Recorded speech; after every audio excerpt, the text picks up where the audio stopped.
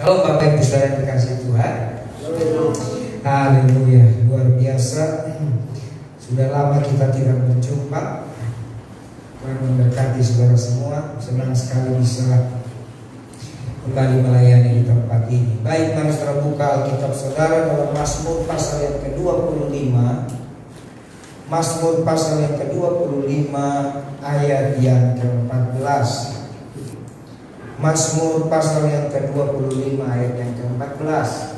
Karena cuma satu ayat, mari kita baca bersama. Mazmur 25 ayat 14. 1, 2, ya. Tuhan bergaul karib dengan orang yang takut akan Dia, dan perjanjiannya diberitahukannya kepada mereka. Amin. Hari ini saya berikan tema renungan kita adalah bagaimana kita hidup menemukan perjanjian Allah. Amin.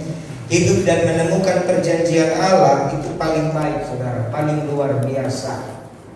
Tuhan memberkati saudara dan saya, Dia menyelamatkan saudara dan saya, Dia menuntun hidup saudara dan saya. Tapi sebenarnya tujuan Tuhan adalah bagaimana kita yang sudah diberkati oleh Tuhan, kita yang sudah diselamatkan oleh Tuhan Yesus, itu nanti selama di bumi, ya, selama kita mengembara di bumi. Bapak Ibu perhatikan baik-baik, kita di bumi ini mengembara. Tuhan mau kita punya hidup kekal itu di surga, ya. Tapi di bumi, dalam pengembaraan kita di bumi 70, 80 tahun, 90 tahun, Tuhan mau kita menemukan perjanjiannya bagi kita. Ini yang penting. Sekitar Agustus pertengahan, ya, berarti 2-3 minggu lalu, nenek saya meninggal dunia. Nenek kandung saya masih hidup, tapi saya tidak pernah berjumpa dengan dia. Ya, mungkin berjumpa umur 4-5 tahun, waktu beliau main ke rumah kami dulu di kampung juga. Mungkin sekitar berapa minggu atau 1 bulan, ya. Jadi saya tidak ada satu histori. Saya tahu umurnya berapa? 128 tahun. Tapi di catatan lahirnya itu saudara, lahirnya tahun 1912. Nah, lahirnya tahun 1912 berarti 108 tahun. Tapi waktu catatan lahir, zaman dulu namanya bukan akte lahir, tapi catatan lahir, ya. Udah usah. Dalam catatan lahir itu, di situ dibuat tahun 1912, beliau sudah umur sekitar 12-13 tahun. Sudah remaja, saudara. Jadi dia adalah orang yang paling tua di kampung kami. Dan masalahnya saya tidak tahu kampung saya itu di mana.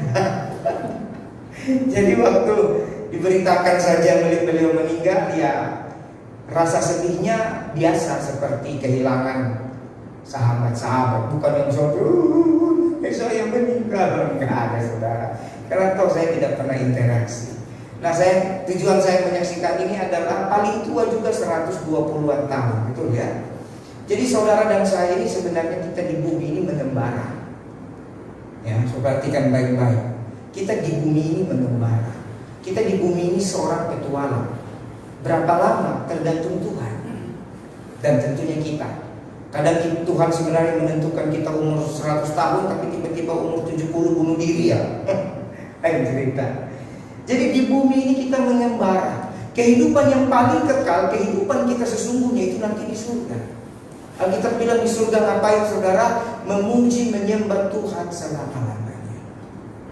Jadi tujuan Tuhan menyelamatkan saudara, tujuan Tuhan mati bagi kita, saudara, sebentar kita merayakan perjamuan kudus, itu tujuannya bukan selanjutnya kita berleha-leha, santai-santai, suka-suka kita di bumi, tidak. Tujuan Tuhan cuma 2. Yang pertama, nanti kita hidup kekal bersama Dia di surga, katakan amin. Amin. Dan yang kedua, selama kita mengembara di bumi ini, Bapak Ibu, kita hidup dalam perjanjiannya.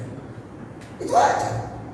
Kalau saudara menjadi orang yang sekedar kaya, sekedar diberkati, punya rumah 10, punya uang ratusan triliun, tapi saudara tidak menemukan perjanjian Tuhan dalam hidup saudara, ini juga sia-sia. Karena tanpa Yesus pun orang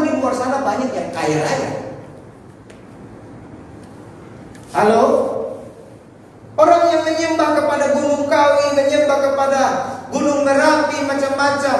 Kalau di Sumatera ada lagi namanya gunung apa itu saya lupa. Orang yang menyembah kepada penguasa-penguasa gunung, penguasa-penguasa lautan, mereka tidak punya agama, tidak percaya Tuhan, kaya juga kok.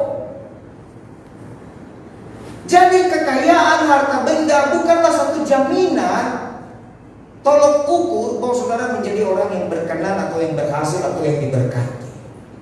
Tetapi orang yang diberkati secara khusus bagi kita orang Kristen adalah orang yang bukan hanya bisa nanti layak masuk ke surga, tetapi juga orang yang menemukan perjanjian Tuhan dalam hidupnya. Amen. Kalau saudara temukan perjanjian Tuhan, saudara, hidup ini damai sejahtera. Damai sejahtera meskipun semua tidak damai.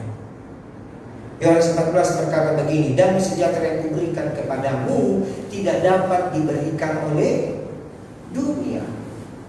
Kalau kita lihat masa-masa sekarang, persis tahun 2020 ya. Tahun 2020 Januari tanggal 1 disambut dengan yang tidak damai sejahtera. Betul nggak? Secara khusus di Jakarta, banjir. Saya korbannya nih. Saya bukan hanya korban banjir, tapi saya juga korban macet. Jadi saya pulang dari sini, waktu itu saya dari sini, tanggal 1 Januari. Pikir saya tanggal 1 pasti sepi karena orang lagi capek. Tanggal 31 sudah begadang semua kan. Jadi pikir saya pulang tanggal 1 lancar bin lancar. Dari sini kurang lebih jam 8 ya, jam 8 pagi atau setengah 8. Pikir saya nanti sore sudah sampai rumah. Apa-apaan saudara, itu lancar dari sini sampai Cipali, lancar bin lancar. Kayaknya tidak ada kendaraan satupun gitu. Itu jalan milik saya. Paling 1-2. Begitu masuk Cikampek, kenapa ini berhenti ya? Tunggu setengah jam, tidak bergerak. 1 jam, tidak bergerak. 2 jam, 3 jam, 4 jam, 5 jam. Waduh. Akhirnya sampai jam 11 malam kami dibawa putar. Saudara, ada polisi bawa putar sampai ke mana itu, putar lagi ke Cikarang. Waduh, sampai jam 1 pagi. Bayangkan dari jam setengah 8 pagi sampai jam 1 pagi masih disuruh putar. Ternyata banjir Jakarta, tol banjir, tidak bisa lewat. Mau tidak mau kita cari hotel. Carilah hotel yang semurah-murahnya kan. Akhirnya malam itu sudah capek, kita nginep di hotel sambil ngikut berita di televisi. Pagi-pagi kami pikir sudah terbuka katanya, kami keluar lagi, sama juga.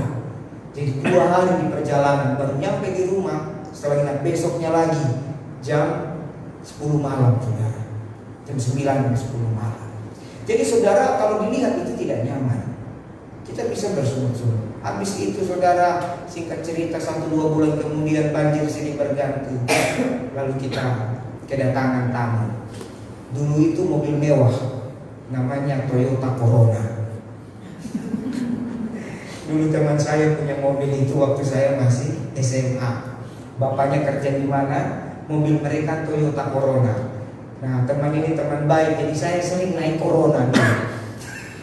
Sekarang saudara, jangan dekat-dekat sama Corona.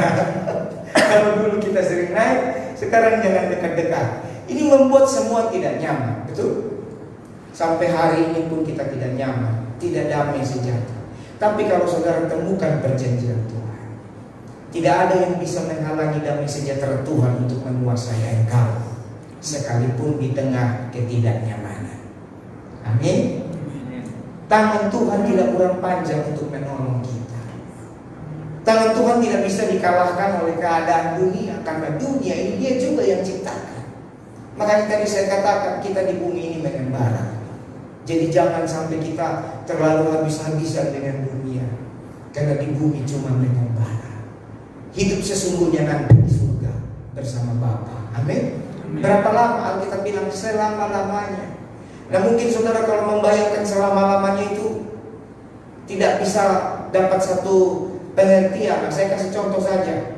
Kalau manusia 70, 80 tahun, 100 tahun ya, kurang lebih. Nah kalau kita ambil takaran tahun ini, taruhlah ya 1 miliar tahun. Nah, kira-kira lebih lama mana? 70, 80, 90, 100 tahun dengan 1 miliar tahun. Nah selama-lamanya bukan 1 miliar tahun, tapi maksudnya supaya kita punya satu gambaran. Tuhan mau kita hidup bersama Dia di surga selama-lamanya. Taruhlah 1 miliar tahun. Berarti Tuhan mau selama di bumi kita temukan perjanjian Allah, sehingga ketika kita hidup kekal bersama Dia, Bapak Ibu, kita tidak bingung.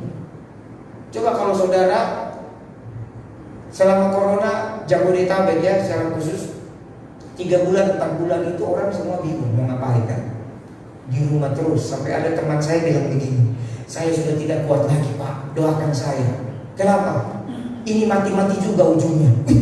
Kenapa? Kalau nggak mati karena corona, mati karena bosan Pak. Saya pikir mati karena lapar, ternyata mati karena bosan. Bisa juga ya. Iya Pak, saya udah nggak sanggup lagi. Apalagi saya tinggal di apartemen. Saya masih baik, kita masih baik tinggal di rumah. Yang tinggal di apartemen saudara, 2-3 langkah ke situ-situ aja. Apalagi apartemennya yang tipe studio. Nah ini orang Jakarta. Tahu, kalau apartemen yang 2 kamar, 3 kamar masih baik. Tapi di Jabodetabek itu masih banyak orang yang tinggal di apartemen atau rumah susun. Yang besarnya cuma sebesar ini doang. Ke kamar mandi 2 langkah, balik ke kamar 2 langkah, ke dapur 2 langkah. Ya gimana gak bosan? 4 bulan 2 langkah terus, 2 langkah terus, 2 langkah lagi. Ya bosan. Makanya dia bilang, Pak doakan saya, mati-mati juga kok. Kalau bukan corona, mati bosan. Saya bingung ya Tuhan. Nah, ini orang yang tidak mau menemukan perjanjian Allah. Padahal saudara mau 2 langkah ke kiri, 2 langkah ke dapur, 2 langkah ke kamar. Kalau saudara temukan perjanjian Allah, sukacita. Saudara lihat Elia. Elia bukan hanya 2 langkah ke dapur, 2 langkah ke kamar mandi, 2 langkah ke kamar. Dia di dalam gua yang gelap. Betul? Tuhan izinkan dia masuk di dalam gua. Hanya gara-gara dia dikejar sama Israel, saudara. Tetapi saudara, karena dia tahu perjanjian Tuhan dalam hidupnya, tidak ada sumut-sumutnya di situ. Amin. Bahkan waktu dia gua itu di tepi sungai Kerit, bayangkan, tidak ada sumut-sumutnya. Orang yang menemukan perjanjian Allah, saudara, dia tidak gampang marah terhadap keadaan. Dia tidak gampang mempersalahkan siapapun. Kenapa? Perjanjian itu tetap hidup dalam hatinya. Perjanjian Allah itu bukan sekedar tulisan letterhead, bukan tulisan seperti di dalam Alkitab ini saja, tidak. Alkitab bilang firman-Ku kutulis dalam hatimu, di dalam loh yang hidup, loh daging. Amin. Baru selanjutnya dari loh daging masuklah ke mana? Ke dalam rohmu. Perjanjian Allah itu bernyala-nyala, hidup dan menghidupkan saudara. Amin. Hidup dan menghidupkan kita. Itu perjanjian Allah. Saya ingin mengajak kita semua yang hari ini ada maupun yang ada di rumah. Mari berdoa, mari berjuang, mari bergumul. Jadilah Kristen bukan sekedar selamat, tapi Kristen yang mendapat perjanjian Allah. Abraham dan Lot sama-sama diberkati. Tahu kisah Abraham dan Lot? Tapi yang dapat perjanjian siapa? Abraham. Tolong ditampilkan Kejadian pasal 12 ayat 1 sampai 4. Jelas di situ. Siapa yang dapat perjanjian? Dia yang diberkati. Di situ dikatakan lalu berfirmanlah Allah kepada Abraham. Nah, berfirmanlah Tuhan kepada Abraham, pergilah dari negerimu, dari sanak saudaramu, dari rumah bapamu ini, ke negeri yang akan kutunjukkan kepadamu. Ayat 2, ini masih firman Allah. Aku akan membuat engkau menjadi bangsa yang besar dan memberkati engkau serta membuat namamu masyhur dan engkau akan menjadi berkat. Ini janji Tuhan. Ayat 3. Ayat 3 ayat 4. Lalu pergilah Abraham dulu namanya, seperti yang difirmankan Tuhan kepadanya. Ternyata perjanjian diberikan, saudara harus hormati. Nanti saya akan jelaskan. Kalau Abraham tidak pergi, berarti dia tidak hormati perjanjian dan dia tidak akan dapat semua yang kita baca di Alkitab ini. Lalu pergilah Abraham seperti yang difirmankan Tuhan kepadanya, dan Lot pun ikut. Lot ikut. Yang dapat perjanjian adalah Abraham. Tapi ada yang mau ikut, silahkan. Siapapun yang ikut kepada orang, atau siapapun yang dekat kepada orang yang dapat perjanjian, hidupnya diberkati. Amin. Jadi dapat perjanjian bukan hanya supaya saudara diberkati, anak cucu saudara diberkati, tapi orang-orang yang dekat Saya seringkali berkata, kalau saudara dekat dengan tukang jual ikan asin, pasti bau amis. Saudara dekat bergaul dengan orang montir, pasti saudara kena oni atau bau oni. Saudara bergaul dengan Tuhan, pasti saudara bau Tuhan. Amin. Begitu juga waktu saudara bergaul dengan orang yang dapat perjanjian Tuhan, pasti saudara diberkati. Nanti saudara baca lengkap nih, kalau saya khotbahkan ini terlalu luas. Pasal kemudian saudara, ternyata Abraham dan Lot sama-sama kaya. Betul? Saking kayanya gembalanya Abraham dengan gembalanya Lot berkelahi rebutan lahan. Tapi Abraham ini orang yang rendah hati. Dia tidak mempertahankan otoritasnya. Orang yang tahu perjanjian Allah, dia tidak pusing sama otoritas. Kebanyakan kita orang Kristen selalu bicarakan otoritas karena kita tidak tahu atau tidak dapat perjanjian Allah. Karena kita tidak dapat sesuatu dari Tuhan, yang kita cuma pegang adalah otoritas. Abraham punya terlalu banyak otoritas. Otoritasnya ada, baik secara firman maupun secara adat. Lot itu keponakannya, betul enggak? Dan secara otoritas dia yang dapat firman. Tapi kalau saudara baca Alkitab, siapa yang mengunjungi Lot dalam masalah persengketaan gembala-gembala? Siapa yang datang? Abraham atau Lot? Abraham. Berarti Abraham gara-gara dia tahu perjanjian Allah, dia tanggalkan otoritas. Secara adat, dia bisa saja malas tahu. Lot itu ponakan saya, mau apa dia? Saya ini omnya, pamannya, betul nggak? Tidak tahu diri itu anak, dia yang harusnya sopan, sungkem dong sama saya. Bisa nggak? Bisa. Tapi Abraham tidak buat itu.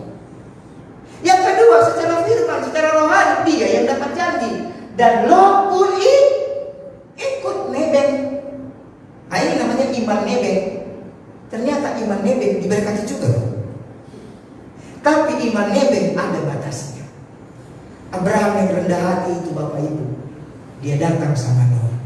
Apa katanya? Kita ini kerabat. Betul? Kenapa kita berkelahi? Baiklah pisahkan dirimu. Kalau kau ke kiri, aku ke kanan. Coba saudara pikir dulu, rendah hati gak itu Abraham itu? Rendah hati saudara. Dia bukan bilang begini, dia bukan pakai otoritas. Lot, sini. Contoh kamu kan anak lebih kecil dari saya. Apa kita sama? Tinggi kita sama. Biasanya kan saya akan pakai otoritas. Nama siapa? Steve. Sini. Kau ke kiri ya? Saya ke kanan. Bisa nggak Abraham buat begitu? Bisa. Tapi Abraham benar-benar gara-gara perjanjian itu, saudara. Ternyata orang yang dapat perjanjian Allah, dia menjadi orang dengan hati yang sangat luas. Tidak ada takutnya. Dia bilang, Steve, biar ngerti ya. Steve, sini.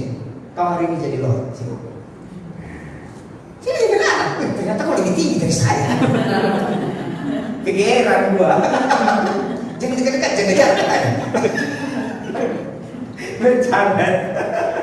Nah, Lot, kalau kau ke kiri, aku ke kanan. Kau pilih saja.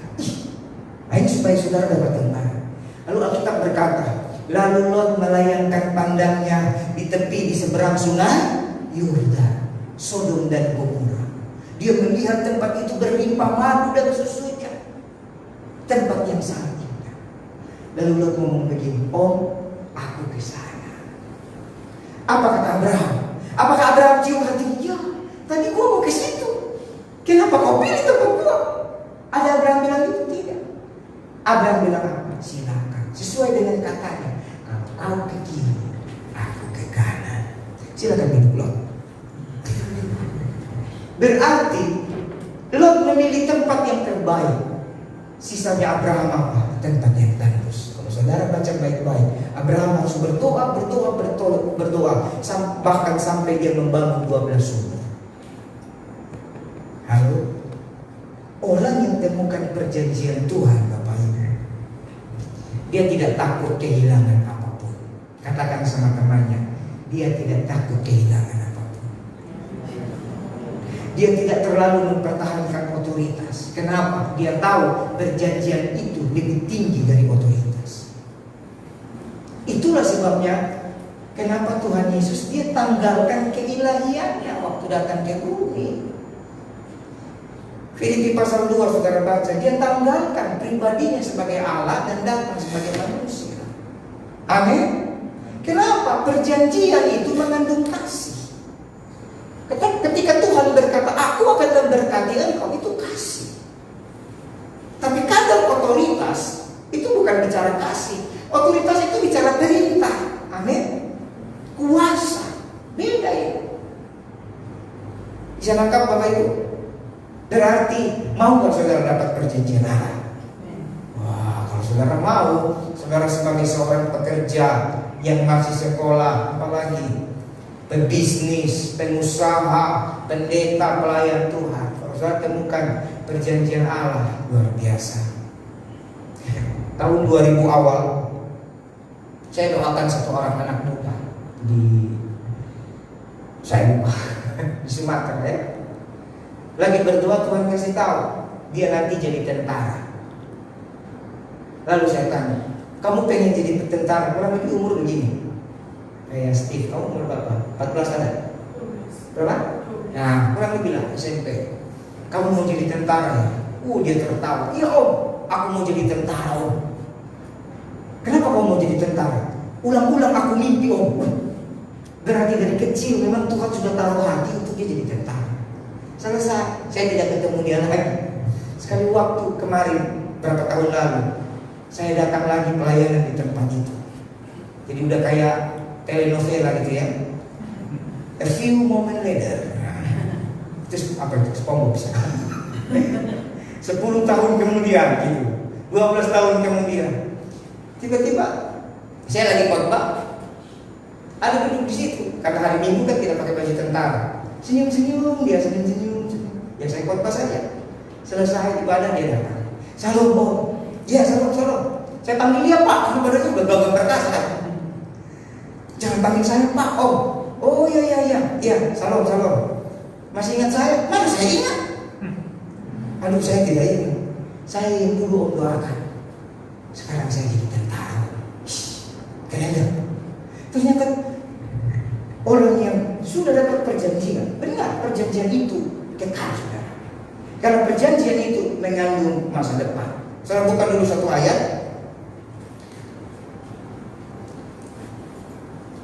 Dalam Amsal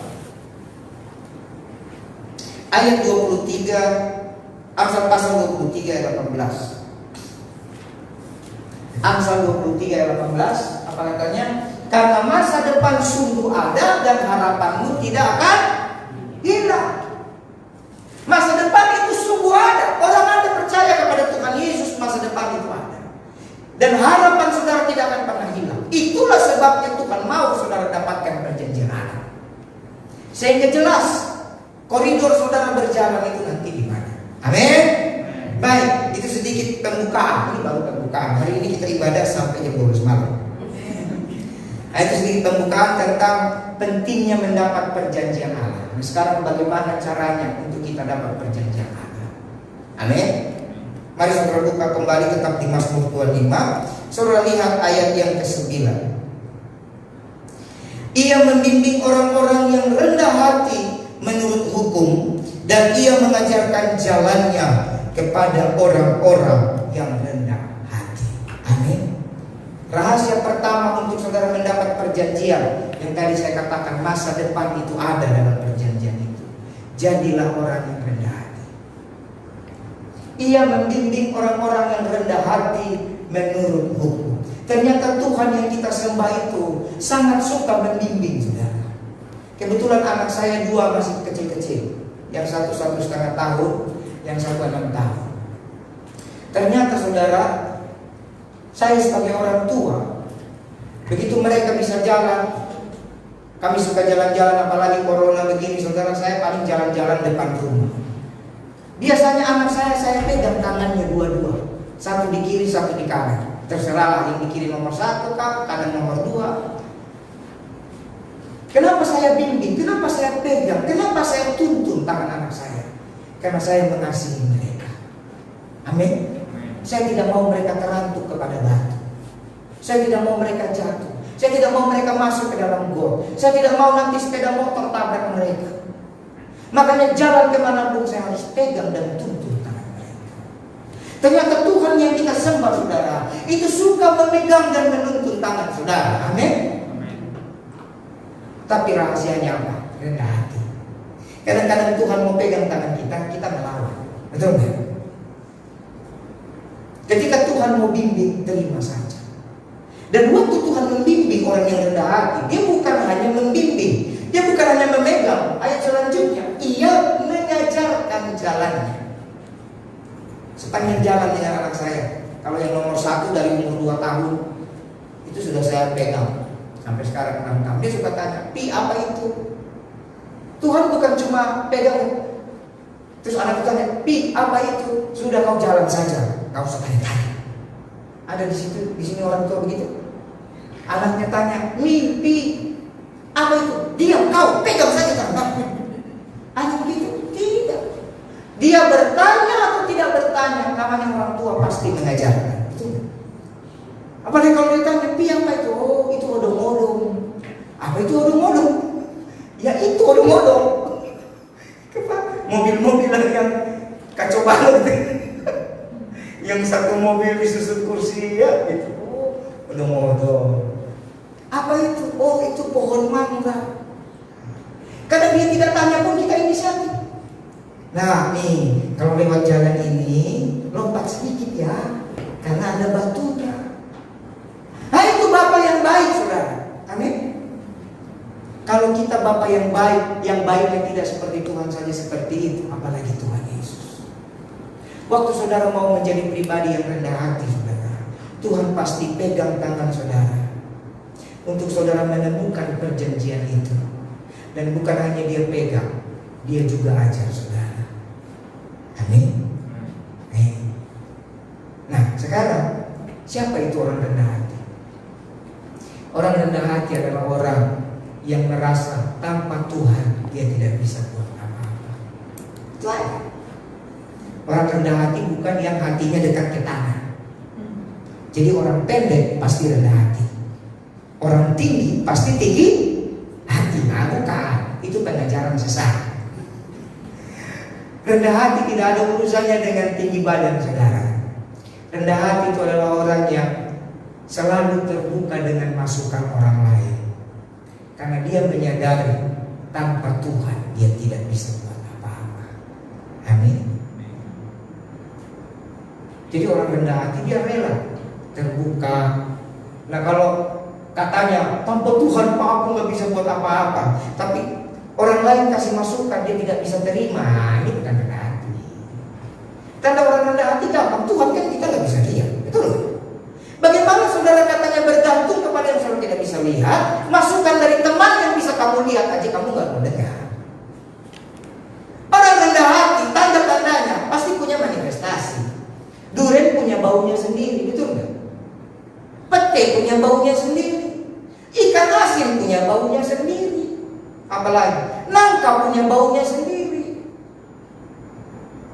apalagi babi panggang, baunya benar-benar tersendiri. Nah rendah hati juga punya baunya sendiri. Bau itu kan kita belum makan, betul nggak? Bau itu kan kita belum makan, bau durian kan sebenarnya belum makan, tapi sudah cium. Sama. Kita menerima masukan orang lain, itu baunya. Kita tidak bisa buat apa-apa tanpa Tuhan. Itulah yang kita seperti yang kita makan itu. Manifestasinya itu bau. Ketika saudara tidak bisa terima masukan orang lain, itu nggak ada hati. Halo, coba dibuka sedikit maskernya, kasih senyum sama temannya. Bagaimana dengan ente? Mau terima masukan atau tidak? Ternyata Tuhan saja dia ternyata gini ya. Tuhan secara umum Tuhan bimbing kita ya, tetapi khusus buat orang rendah hati ini beda. Orang rendah hati dibimbing dan diajar Tuhan. sampai saudara temukan perjanjian itu. Amin. Jadi rahasia pertama untuk saudara temukan perjanjian Allah, jadilah orang Kristen yang rendah hati. Yang kedua, saudara lihat pasal 14, pasal 25 ayat 14 tadi. Tuhan bergaul karib dengan orang yang takut akan Dia. Baca baik-baik, Tuhan bergaul. Jadi rahasia yang kedua, kalau saudara sudah rendah hati, bagaimana saudara hidup dalam perjanjian Allah? Saudara harus menyadari ternyata Tuhanlah yang punya inisiatif untuk bergaul dengan kita. Jadi ini adalah inisiatif Tuhan. Amin. Jadi Tuhan cuma mau saudara menyadari itu dan menghormati itu. Sama seperti Abraham. Firman Tuhan datang kepadanya, Tuhan mulai bergaul kepada Abraham. Tapi semua yang saudara baca di Alkitab, berkat-berkat yang besar terhadap Abraham hanya terjadi gara-gara satu ayat, yaitu Kejadian 12 ayat 4. Coba tampilkan. Nanti semua yang kita baca tentang hidup Abraham, berkat yang turun sampai Ishak, Yakub, bahkan sampai kita hari ini, hanya terjadi gara-gara satu ayat. Lalu pergilah seperti yang difirmankan Tuhan. Jadi saudara, sadarilah bahwa Tuhan rindu bergaul dengan kita. Kalau saudara sadar, maka akan datang rasa hormat. Amin. Kalau datang rasa hormat, maka respon saudara benar. Seperti Abraham, dia bisa taat karena dia tahu Tuhan punya rencana. Amin. Saudara ingat zaman dulu, Kejadian pasal 6. Tidak ada orang yang hidupnya saleh menjauhi kejahatan seperti Nuh pada orang-orang sejamannya. Soal lihat ayat 20 berapa itu, ayat 21 kalau tidak salah, dikatakan begini. Lalu Nuh melakukan tepat seperti yang Tuhan firmankan kepadanya. Amin. Apa yang dilakukan? Itu tadi. Di Tuhan suruh bangun bahtera. Nuh tidak tanya-tanya. Coba suruh baca baik-baik. Tuhan suruh bangun bahtera di mana? Di gunung. Masuk akal kan? Bahtera itu kan kapan? Ngapain bangun di atas gunung? Kadang-kadang kita tidak menghormati, tidak mau menyadari Tuhan bergaul sama kita. Kita dibatasi hanya gara-gara kita bilang, masa sih? Kita dibatasi oleh pikiran kita yang kecil. Masa sih?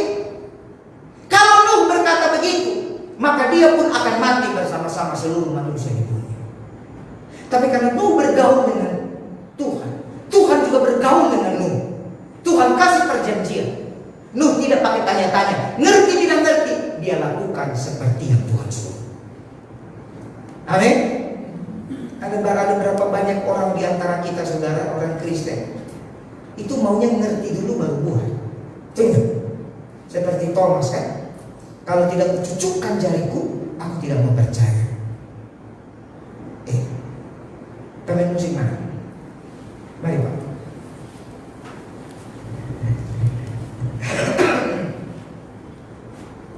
Coba dari kita.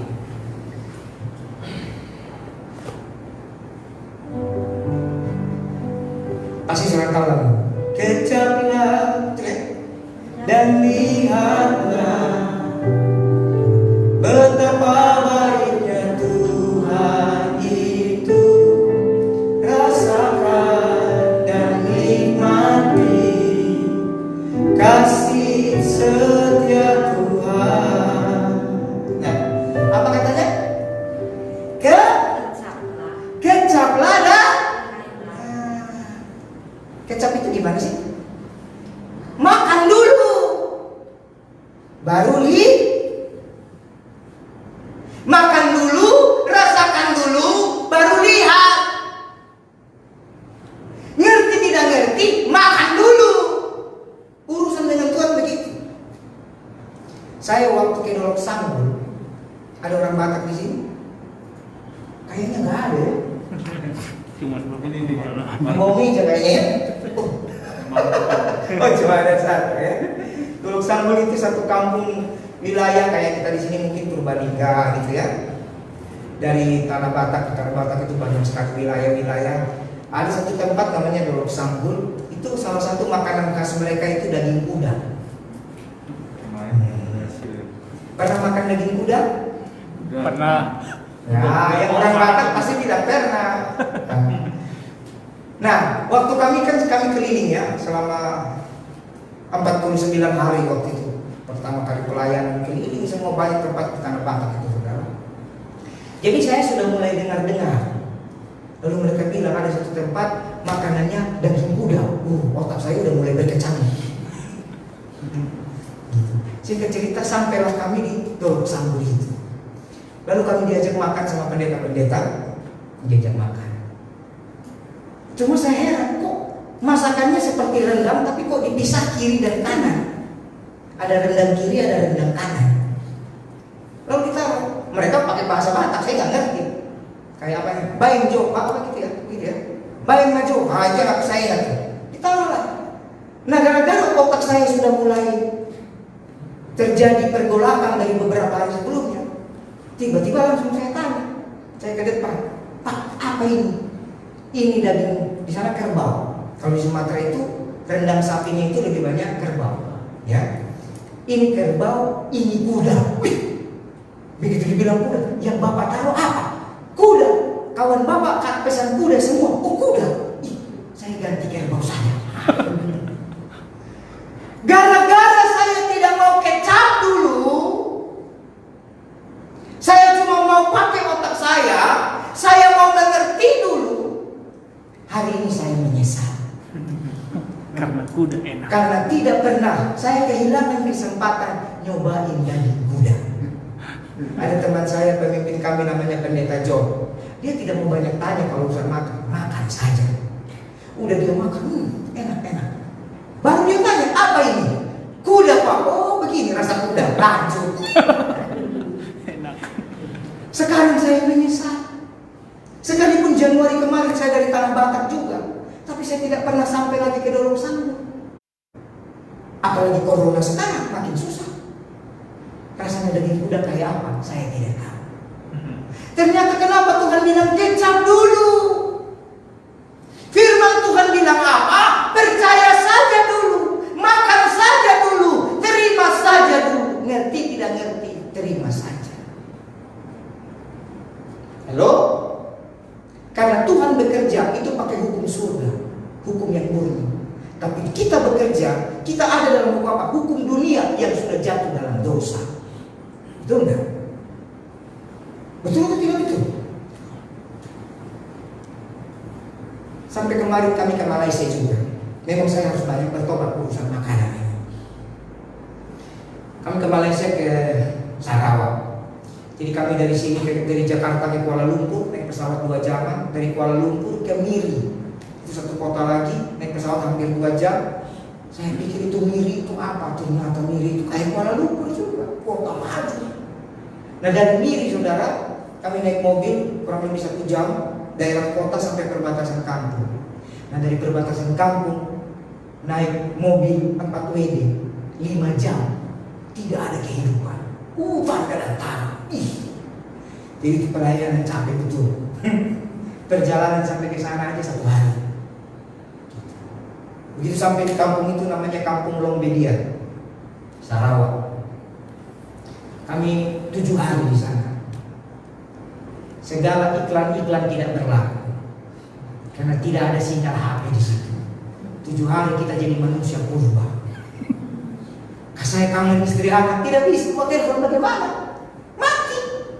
Nah, teman saya Pak Jo, karena kami sudah sering, waktu itu saya tidak sempat tukar ringgit karena tidak ada duit.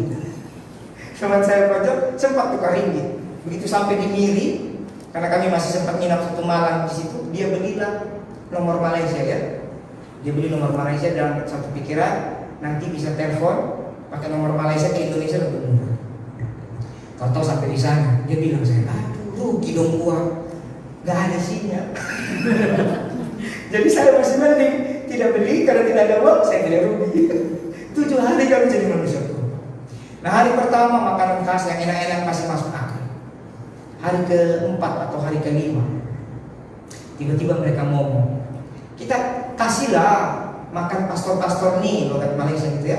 Kasihlah makan pastor-pastor nih, makan khas kita katanya. Apa tuh? Labi-labi katanya. Tahu labi-labi? Labi-labi itu sejenis kura-kura yang di air, tapi yang mulutnya runcing kayak ular. Ternyata di kampung itu mereka turun ke bawah sungai, kami pergi, di situ banyak mereka tangkap. Nah, namanya makanan daerah, mereka potong sama tempurung-tempurungnya dimasak. Saudara. Jadi corak-corak tempurungnya itu ada.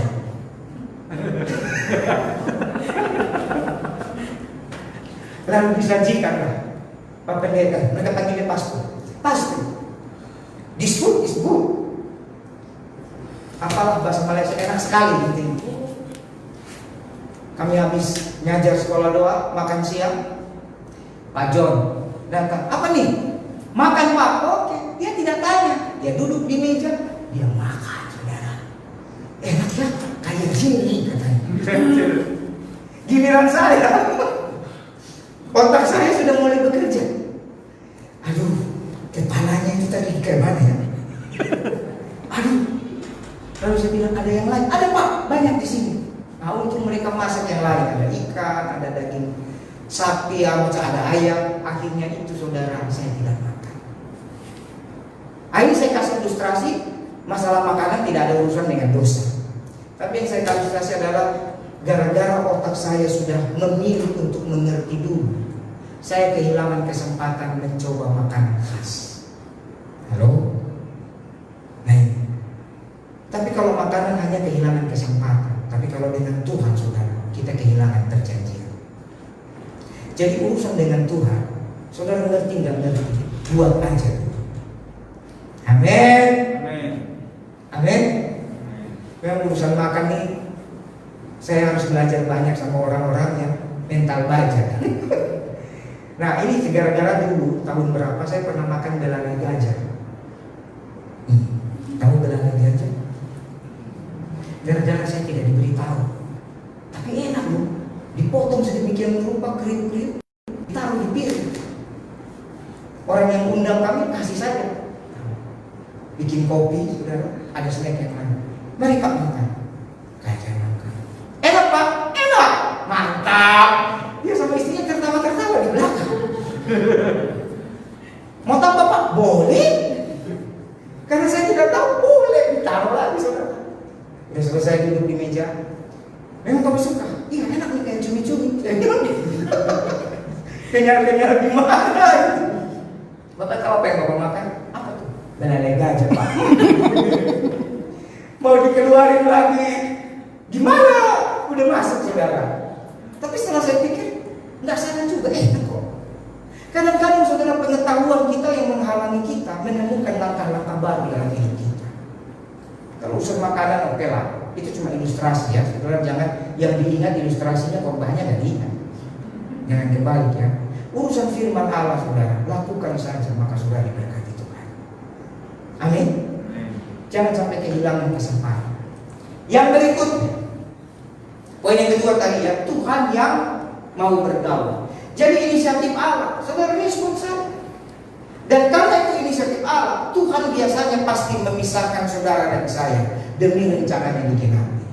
Makanya kepada Abraham dikatakan, pergilah. Berarti apa? Dipisah.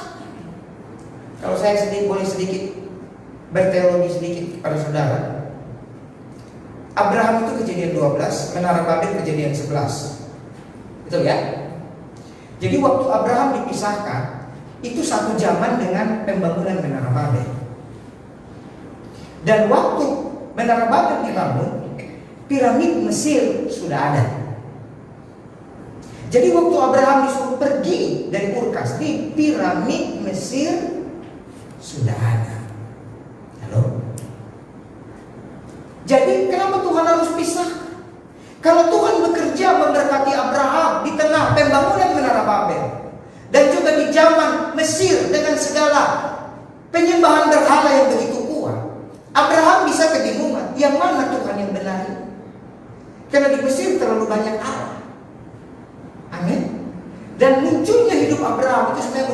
menggagalkan Menara Babel. Tuhan mau buktikan rencana manusia setinggi apapun seperti Menara Babel pasti hancur. Tetapi rencana Tuhan meskipun tidak dimengerti oleh Abraham pasti berhasil.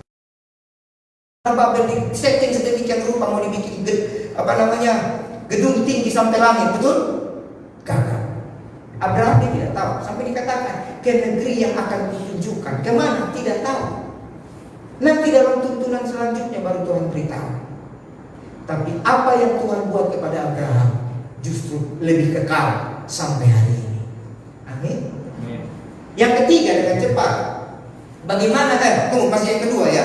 Jadi Tuhan pisahkan. Kenapa dipisahkan? Saudara buka Imamat 20. Karena kita umatnya Tuhan. Ya.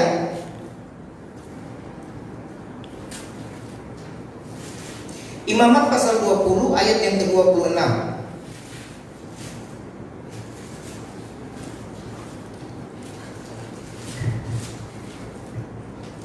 Kuduslah kamu bagiku, sebab aku ini Tuhan kudus, dan aku telah memisahkan kamu dari bangsa-bangsa lain, supaya kamu menjadi milikku.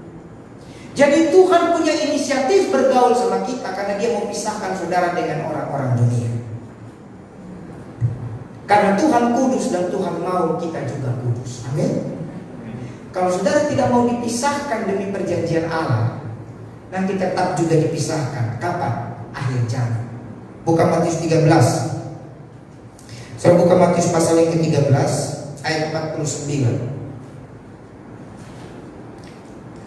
Matius pasal 13 ayat yang ke-49. 39 ya.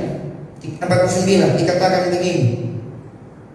Demikianlah juga pada akhir zaman, malaikat-malaikat akan datang memisahkan orang jahat dan pilihan di tangan kita. Tuhan mau pisahkan saudara sekarang demi saudara bisa dipegang Tuhan, ditunjukkan jalan menuju perjanjian. Amin. Atau kalau saudara menolak, tetap nanti saudara hanya dipisahkan di akhir zaman. Akhir zaman dipisahkannya untuk apa? Untuk dihukum. Orang benar dan orang jahat. Saya memilih dipisahkan Tuhan sekarang. Amin. Dan saya bersyukur saya juga dipisahkan, saudara. Saya punya banyak kesaksian bagaimana Tuhan panggil saya juga dipisahkan. Saya harus dipisahkan dari keluarga saya sampai saya tidur di jalan. Bapak saya usir saya dari rumah bertahun-tahun. Kalau saya melihat secara daging itu sakit. Tapi kalau saya melihat secara rencana Allah, itu demi saya menemukan perjanjian Tuhan. Amin. Ini dia. Jadi Tuhan pisahkan kita. Jadi kadang cara Tuhan pisahkan lewat masalah.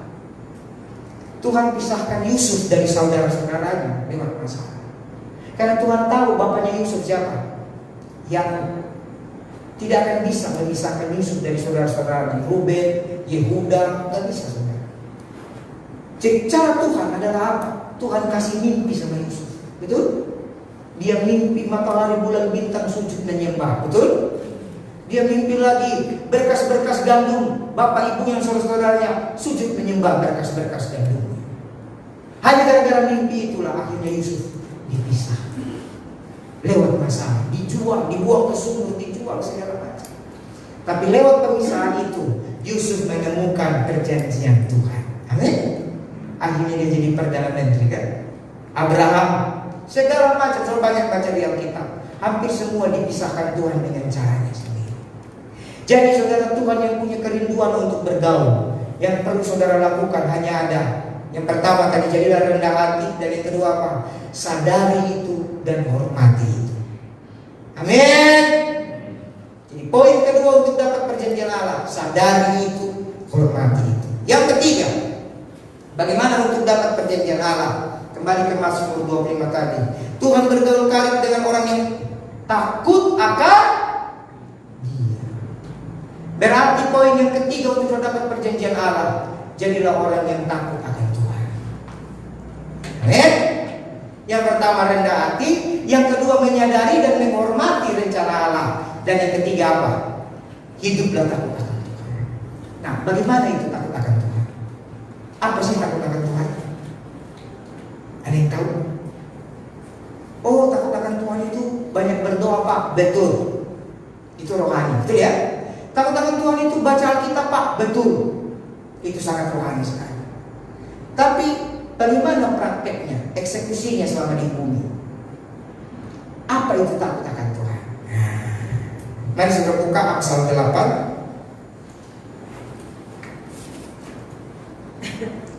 Amsal 8 ayat 13. Amsal 8 ayat 13. Kita baca bersama. 1, 2, ya. Takut akan Tuhan ialah membenci kejahatan. Aku benci kepada kesombongan, kecongkakan, tingkah laku yang jahat, dan mulut penuh tipu muslihat. Amin. Jadi saudara, bicara berdoa, baca Alkitab, beribadah, itu sudah pasti. Tetapi itu kebanyakan kita lakukan di rumah ataupun di gereja, di mana orang lain tidak tahu. Tetapi yang Tuhan mau hidup takut akan Tuhan adalah bukan hanya Tuhan yang tahu, tapi orang lain juga melihat. Hidup saudara yang takut akan Tuhan benar-benar dinikmati orang lain. Jangan sampai di gereja kita kayak malaikat, begitu keluar sudah kayak setan. Bahkan lebih setan daripada setan. Saking lebih setannya daripada setan, semua orang yang bergaul dengan kita bilang, dasar setan kau. Sampai julukan setan diberikan kepada kita, betul? Nah ini kan ada yang tidak beres. Ini bicara karakter yang tidak baik. Tuhan mau kekristenan itu bukan hanya di tempat rohani, bukan hanya di gereja, di pelayanan, bukan. Tapi kekristenan itu harus menjadi identitas saudara 24 jam kehidupan saudara. Nah, takut akan Tuhan, sebenarnya saya mau jelaskan panjang, tapi karena lihat jam ini, saya akan jelaskan sedikit-sedikit saja. Di situ dikatakan takut akan Tuhan, membenci kejahatan. Nah, semua hal-hal yang berbau-bau jahat, orang Kristen harus benci. Ternyata di Alkitab orang Kristen boleh benci, tapi benci bukan kepada orang. Jangan salah ya. Benci bukan kepada manusia atau kepada makhluk hidup, tapi benci kepada perbuatan yang jahat. Amin. Jadi orang Kristen harus benci yang namanya yang jahat. Apa itu yang jahat? Banyak. Mencuri, membunuh, berzina, segala macam. Nah, saya kasih contoh sederhana. Hal-hal yang mendatangkan dosa itu kejahatan. Saya kasih contoh sederhana. Nah, kalau di sini sih kayaknya nggak terlalu ya. Ini di wilayah kami di Jakarta. Banyak orang Kristen saudara bilang, Pak, saya harus jadi terang di tengah kegelapan. Puji Tuhan, bagus itu. Karena itu restuilah saya supaya saya jadi terang di diskotik. Di tengah kegelapan, karena diskotik kan memang gelap. Nah ini kan, ini tidak membenci kejahatan, tidak ada ayatnya, bukan begitu saudara. Bukan saudara datang memberitakan Injil jadi terang lalu datang ke tempat yang kurang baik.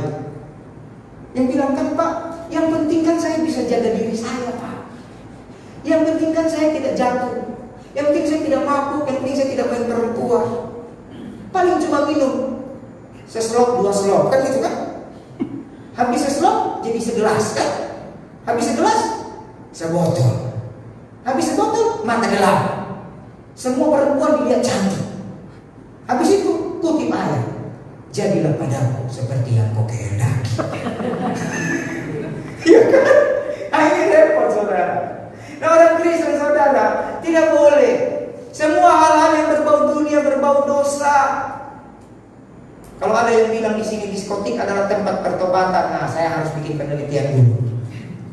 Yang saya tahu diskotik adalah tempat orang buang stres dengan cara dunia, betul kan? Dengan cara mereka sendiri. Gitu. Di diskotik lah laki-laki dan perempuan tidak bisa dibedakan kan? Karena kalau laki-laki disuntik, didandang jadi cantik. Tidak bisa tahu dia beneran perempuan atau laki-laki.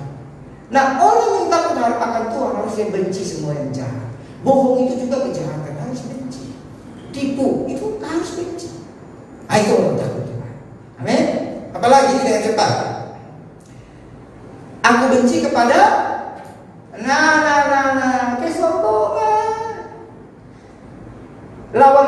hati apa? Sombong.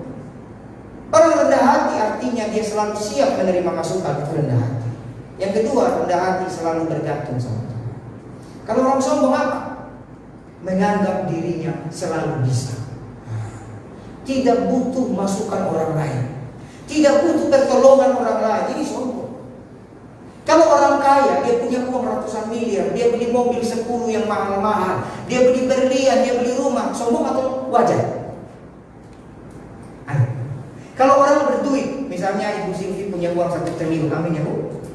Jangan lupa bagi saya nanti 10% lagi mau sudah main. Terus Ibu beli berlian segede kelereng. Terus Ibu punya rumah 10. Terus Ibu beli mobil yang mahal. Kira-kira itu karena Ibu sombong atau bagaimana? Kalau Anda punya duit, ya beli-beli aja. Apa yang saudara beli itu bukan menunjukkan Anda sombong.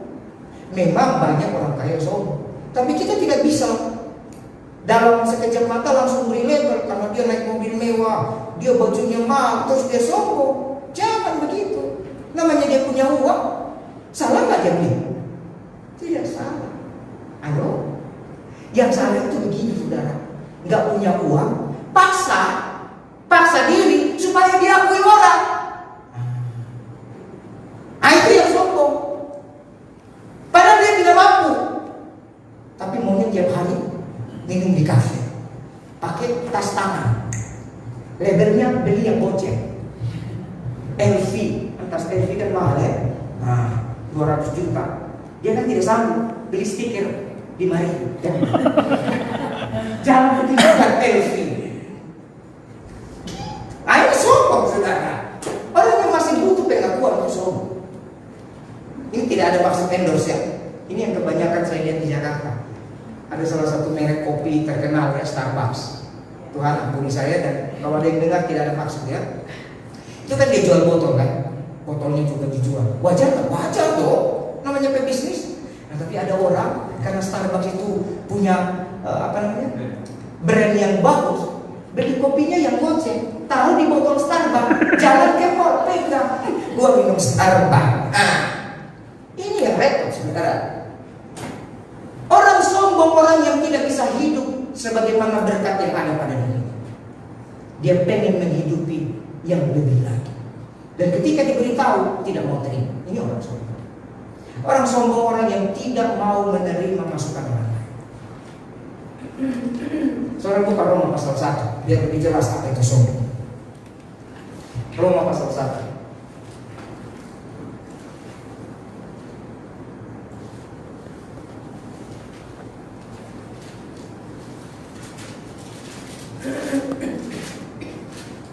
Roma pasal 1 ayat yang ke 28 dan selanjutnya saya bacakan.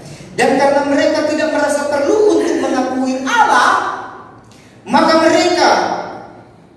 Allah menyerahkan mereka kepada pikiran-pikiran yang terkutuk, sehingga mereka melakukan apa yang tidak pantas, penuh dengan rupa-rupa kelaliman, kejahatan, keserakahan dan kebusukan, penuh dengan benci, pembunuhan, perselisihan, tipu muslihat dan kefasikan. Mereka adalah penumpang, pemfitnah, pembenci Allah, kurang ajar, congkak, sombong.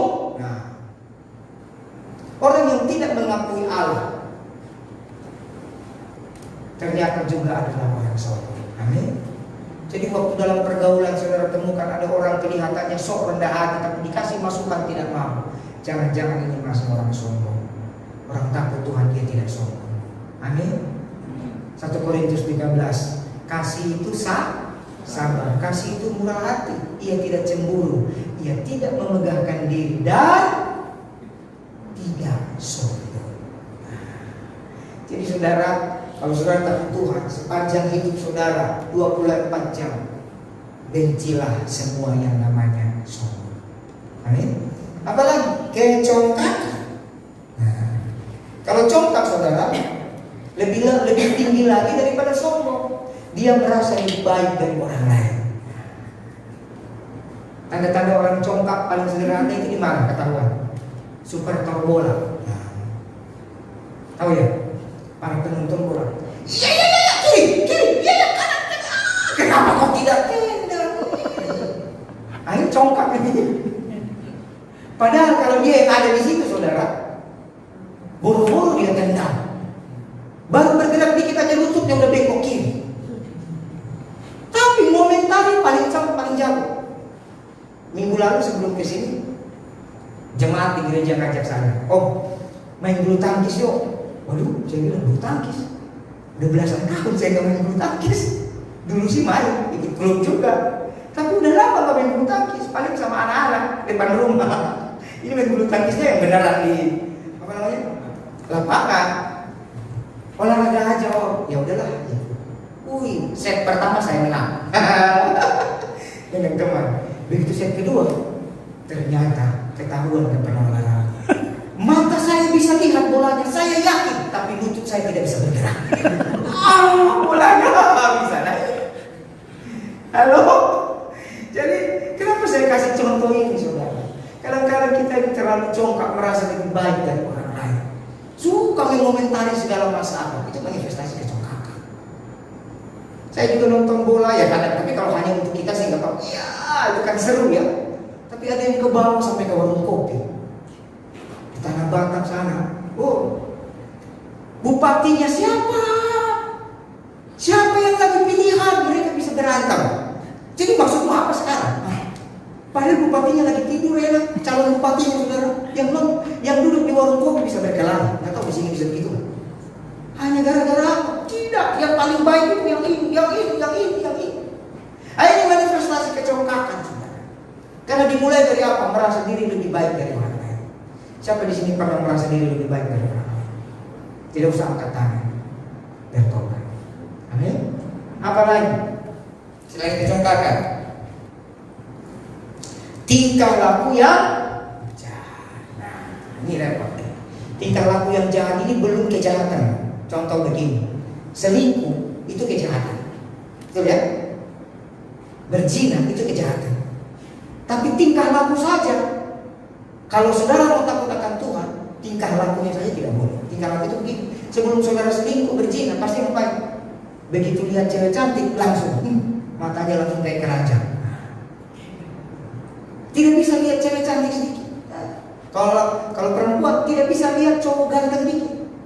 Tidak bisa lihat cowok berwibawa. Tahu berwibawa? Wih, bawa duit. Wih, bawa duit. Wow. Langsung geleper-geleper. Nah, ini tidak boleh tingkah laku saudara. Sebelum saudara mencuri kan biasa meneliti dulu kan.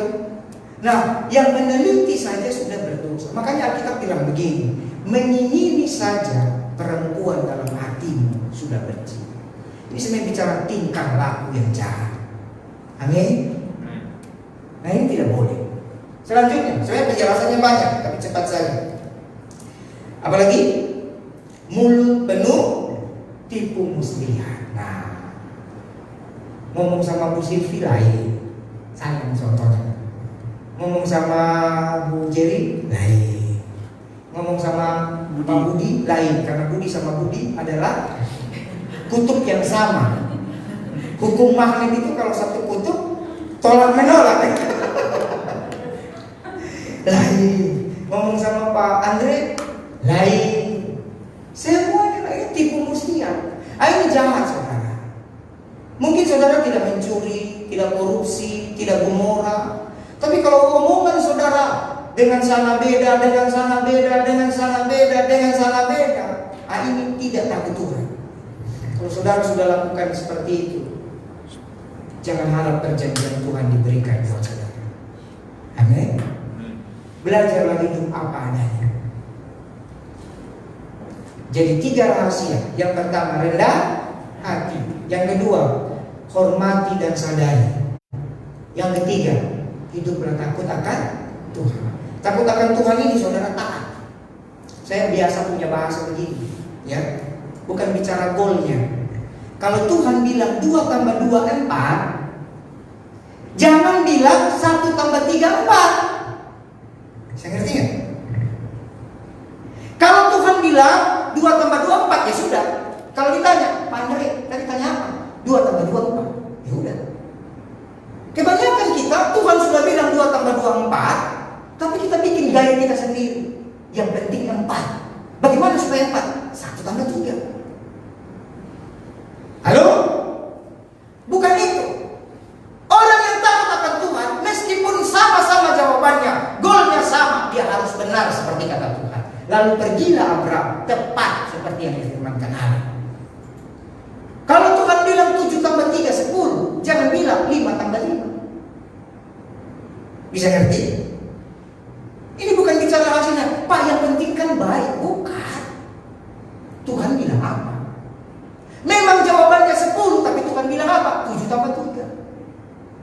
Tuhan tidak pernah bilang sama engkau 5 tambah 5. Jangan. Kalau Tuhan tidak bilang 5 tambah 5, jangan bilang 5 tambah 5. Meskipun 5 tambah 5 hasilnya 10. Bisa ngerti? Bukan masalah hasilnya, tapi Tuhan bilang apa? Kalau di firman Tuhan di Alkitab, Tuhan bilang itu, ya ikut saja, kecap saja. Kecap lada, Lihatlah. rasakan dulu, baru lihat. Jangan lihat dulu. Begitu saudara lihat, aduh ini makanan apa? Kayak orang bule. Saudara pernah nonton orang bule makan durian? Pernah? Nggak masuk akal kan kita kan? Itu durian paling enak. Tapi orang dulu bule, karena memang bukan daerah mereka lihat dulu. What is this? Dibuka, smellnya katanya, baunya. Begitu dimakan, kayaknya belum sampai di sini, masih di lidah udah gitu kan? Kenapa? Mereka tidak kecap dulu baru lihat. Lihat dulu baru kecap. Bahaya, rugi. Durian itu makanan paling enak di dunia kan gitu. Sama dengan kita dulu, saya pertama makan burger, nggak suka saya. Apa ini daging merah-merah? Apa ini? Pakai timun, dipotong, tomat dipotong. Dulu saya itu tahunya tomat itu dimasak dulu baru dimakan. Apa ini tomat mentah ditaruh? Apa ini ada sayur ditaruh mentah-mentah? Dulu kan di kampung mana tahu kami. Tanya Pak Rudi, di kampung mana ada itu selada mentah-mentah? Saya yang ada itu sayur pahit, tumis, sayur cacing. Mana ada itu selada yang model begitu? Jadi begitu saya sampai di sini pertama dikasih burger, bingung saya. Terus ditumpuk pakai roti. Saya tanya, apa ini makanan enak Pak? Makan saja. Aduh, saya nggak biasa makan. Tahu saudara akhirnya apa? Makan burger semuanya saya buang. Tomatnya dibuang, seladanya dibuang, burgernya yang adalah intinya dibuang. Yang saya makan apa? Rotinya. Bayangkan, rugi nggak? Rugi. Tapi 1-2 percobaan lama-lama saya coba, enak ternyata. Jadi kecap dulu baru Tuhan kasih perjanjian tidak mungkin menyakiti kita. Jadi percayalah Bapak Ibu, siapa yang mau hidup menemukan perjanjian Allah. Rahasianya apa? Yang pertama, rendah hati. Yang kedua, sadari dan hormati. Yang ketiga, takutlah akan Tuhan. Bagaimana takut Tuhan? Menjauhi kejahatan, benci kesombongan, kecongkakan, apalagi tingkah laku yang jahat dan mulut penuh tipu muslihat. Kalau selalu lakukan itu, maka selalu jadi orang Kristen yang hidup dalam perjanjian Allah. Sekali waktu Tuhan pasti kunjungi saudara. Saya sampai hari ini bisa kuat melayani saudara hanya gara-gara perjanjian Allah. Pendeta itu punya banyak masalah. Saya bilang tidak punya banyak masalah. Kalau saudara masih tidak percaya hamba Tuhan pendeta punya banyak masalah, nanti saudara buka kitab Raja-Raja, 2 Raja-Raja pasal 4 tentang istri seorang nabi yang punya banyak utang. Itu salah satu contoh. Kalau zaman dulu disebut nabi, kalau zaman sekarang pendeta. Jadi pendeta ini punya banyak utang. Kenapa? Ya mungkin karena banyak masalah, imannya kurang, kita nggak tahu. Tapi sekalipun punya banyak masalah, punya utang, Tuhan punya cara menolong dia. Amin. Ada banyak lain lagi, ada terlalu banyak masalah. Yesus saja punya masalah. Waktu bayar pajak dia tidak ada uang. Sampai dia harus bilang sama Petrus, pancing dulu ikan itu. Lalu ditangkap, buka mulutnya, ambil uang dari dalam mulut, bayarkan 1 untukmu, 1 untuk. Tapi karena perjanjian Tuhan, saya percaya bukan hanya saya, hamba-hamba Tuhan masih bisa kuat melayani Tuhan karena menemukan perjanjian Allah. Amin. Pasangan suami istri saling setia, itu bukan karena dia baik sama kita, bukan karena dia melakukan kewajibannya, bukan. Suami istri itu aman dari masalah kalau suami istri itu juga menemukan perjanjian Tuhan dalam rumah tangganya. Kalau saudara hanya membangun suami istri dengan apa? Bahasa-bahasa psikolog gak kuat. Bahasa-bahasa dunia motivasi gak kuat. Tapi dalam rumah tangga saudara temukan perjanjian Allah, rumah tangga saudara kuat. Amin. Siapa mau? Angkat tangan sekali lagi karena kita akan berdoa. Haleluya. Baik, demikian firman Tuhan.